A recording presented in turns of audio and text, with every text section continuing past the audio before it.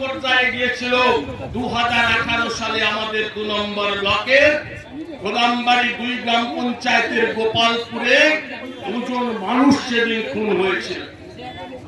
সেই খুনের নায়ক কে ছিল? সেই খুনের যোগসাজশ কার ছিল? মানুষটা উপলব্ধি করেছে। আর সেই ধারাবাহিকভাবে সেই প্রথা এখনো পর্যন্ত বহন করে চলে আমাদের এই নন্দীগ্রামের বিধায়ক মহোদয়ের নির্দেশানুক্রমে। নন্দীগ্রামের যে যে অঘটনগুলো ঘটছে ধারাবাহিকভাবে তা চলে আসছে।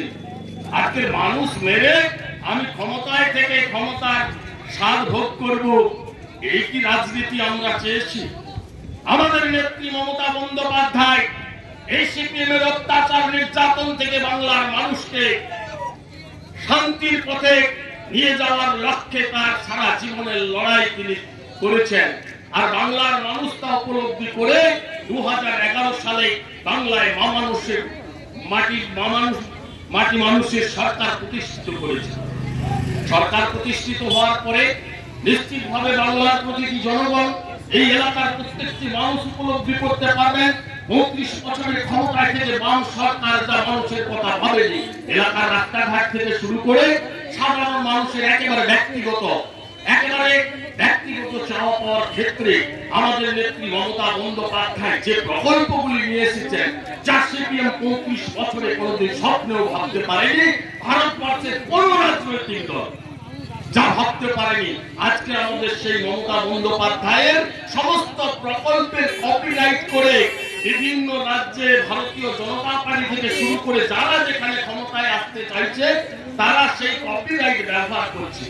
আজকে কন্যাশ্রী প্রকল্প, খাদ্যসাথী প্রকল্প থেকে রূপশ্রী প্রকল্প, কৃষক বন্ধু, সর্বস্তরের মানুষের কথা ভেবে আমাদের বাংলার মামাটি মানুষের সরকারের জনগণ নেত্রী প্রায় 70টি প্রকল্প চালু করেছে বাংলার মানুষের স্বার্থে, যে প্রকল্পের উপকারিতা আমরা সরাসরি উপভোগ করছি।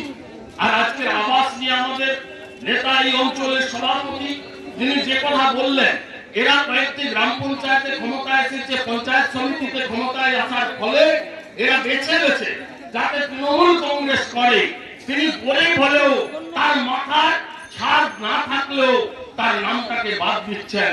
আর ছাদ ঢালাই করা কংক্রিটের পাকা বাড়ি, দোতলা পাকা বাড়ির মালিক তিনি ঘরের টাকা পাচ্ছেন। এটা হাস্যস্কর ব্যাপার। এই ভারতীয় জনতা পার্টি সবচাইতে ভারতবর্ষে আপনারা নিশ্চিতভাবে উপলব্ধি করবেন যে আমাদের ভারতবর্ষের সবচাইতে গুরুত্বপূর্ণ 2 জন অর্থনীতিবিদ, ডক্টর অমর্ত্য সেন আর ডক্টর অভিজিৎ বিনায়ক ব্যানার্জি, তেনারা কি বলেছেন? ভারতবর্ষের বহু নামি দামি অর্থনীতিবিদ বলেছেন যে একেবারে প্রান্তিক মানুষের হাতে যতক্ষণ না নগদ অর্থ পৌঁছে দেওয়া যাচ্ছে, ভারতবর্ষের অর্থনীতিতে কোনোদিন সচলতা আসবে না, ভারতবর্ষের অর্থনীতি সুদৃঢ় হবে না।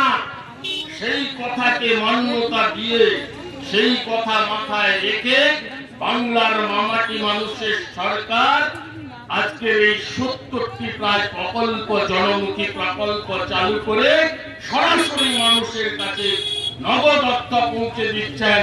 গ্রামীণ বাংলার গ্রামের হতদরিদ্র পরিবারের মায়েদের লক্ষ্মীর ভান্ডার থেকে কৃষক বন্ধু, এই যে নগদ অর্থের যোগান দেওয়ার ফলে আজকের বাংলার অর্থনীতিটা অনেকটা চাঙ্গা।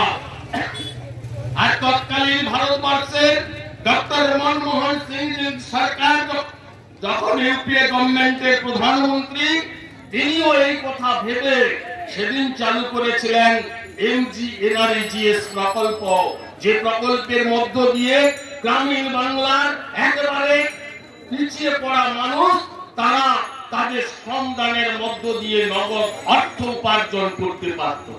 আর আজকের ভারতীয় জনতা পার্টি ক্ষমতায় এসে কি করলো? না, সেই এনআরজিএস প্রকল্প, যে প্রকল্পের মধ্য দিয়ে আপনার এলাকার রাস্তাঘাটের উন্নয়ন যেমন হতো, তার সঙ্গে সঙ্গে সাধারণ একেবারে খেটে খাওয়া মানুষ, আমার বাড়ির মায়েরাও সেই প্রকল্পে অংশগ্রহণ করে অর্থ উপার্জন করে তার পরিবারটাকে স্বাচ্ছন্দ্যে পালন করতে পারতেন।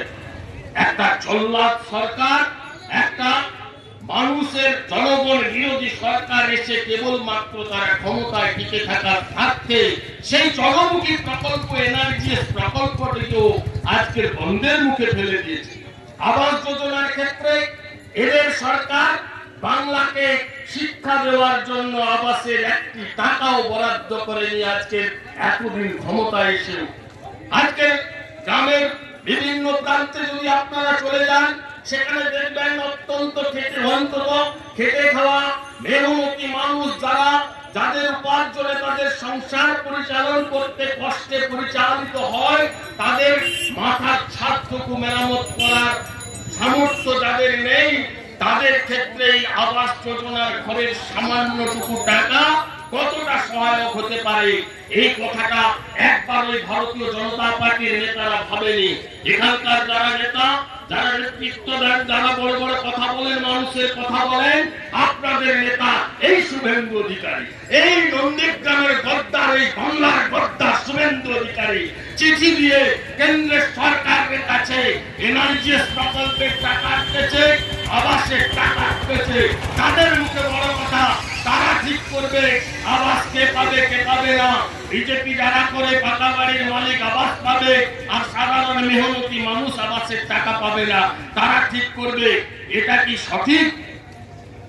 এই জায়গায় ভারতীয় জনতা পার্টির বন্ধুদের বলবো, আপনারা আবাসের কথাটা মাথা থেকে ঝেড়ে ফেলেন। বাংলার সরকার আবাস দিচ্ছে, প্রকৃত প্রাপক যাতে আবাস পায় সেটা নিশ্চিত করতে হবে। আপনারা এত মাতামাতি করছেন কেন? কে আবাস পাবে কে পাবে না আপনাদের মাতামাতির কোনো কারণ নেই।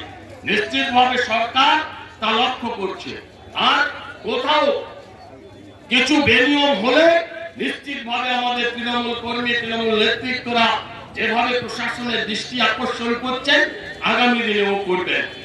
আপনাদের সবিনয়ে বলবো যে ভারতীয় জনতা পার্টি 2021 সাল থেকে নন্দীগ্রামে কিছুটা আমাদের মানুষ ভুল বুঝেছে, কিছুটা স্বার্থান্বেষী মানুষ তারা ভিড় জমিয়ে ভারতীয় জনতা পার্টি গঠিত হয়েছে নন্দীগ্রামে, তারা বিভিন্ন জায়গায় কিছু কিছু জায়গায় ক্ষমতায় এসেছে। কিন্তু 2021 থেকে আর 2024 মানুষের স্বার্থ এতটুকু সুরক্ষিত হয়েছে, তাই মানুষ আজকের ভুল বুঝতে পেরেছে। আপনারা দেখছেন একটার পর একটা নির্বাচনে ভারতীয় জনতা পার্টি পরাস্ত হচ্ছে।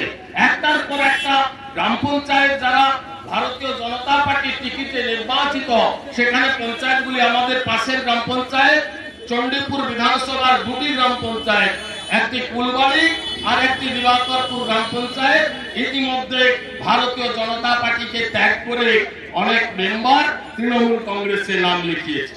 গতকাল মুগবিড়িয়ার গ্রাম পঞ্চায়েতে ভারতীয় জনতা পার্টি ক্ষমতায় ছিল, সেখানেও ভারতীয় জনতা পার্টির পঞ্চায়েত নির্বাচিত সদস্যরা বলেছেন ভারতীয় জনতা পার্টিতে থেকে কাজ করা সম্ভব নয়, এলাকার উন্নয়ন সম্ভব নয়, তাই আমরা দল ত্যাগ করে মামাটি মানুষের সরকারের জনগণমনের নেত্রী মমতা বন্দ্যোপাধ্যায়ের হাতকে শক্ত করে এলাকার উন্নয়নকে এগিয়ে নিয়ে যেতে আমরা তৃণমূলে আসছি। আস্তে আস্তে করে এই জনতা পার্টির প্রতি মোহভঙ্গ হয়েছে, নন্দীগ্রামে মোহভঙ্গ হয়েছে। আর কিছু স্বার্থান্বেষী মানুষ আছে যাদের দর বাড়ানোর জন্য, আপনারা নিশ্চিতভাবে দেখেছেন আমাদের নন্দীগ্রাম বিধানসভার গোকুলনগর গ্রাম পঞ্চায়েত, একটা উদাহরণ আপনাদের দিই যে এরা স্বচ্ছ, এদের নেতা শুভেন্দু অধিকারী বলেছিল চোরমুক্ত পঞ্চায়েত করতে ভারতীয় জনতা পার্টিকে ভোট দিন।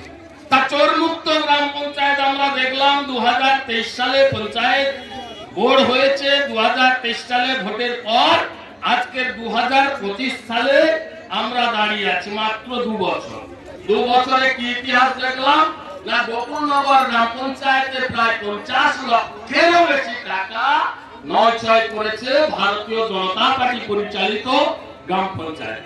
প্রধানের বিরুদ্ধে সেই প্রতিবাদ কে তুলেছেন? তৃণমূল তুলেনি, কারণ তৃণমূল ওই গোকুলনগর গ্রাম পঞ্চায়েতে অচ্ছুত, তৃণমূলের কোনো ক্ষমতা নেই এই প্রতিবাদ করার জন্য। কে করেছে না, এই ভারতীয় জনতা পার্টির কয়েকজন, তেনাদের ভাগে কম, ভাগে টান পড়েছে, তাই তেনারা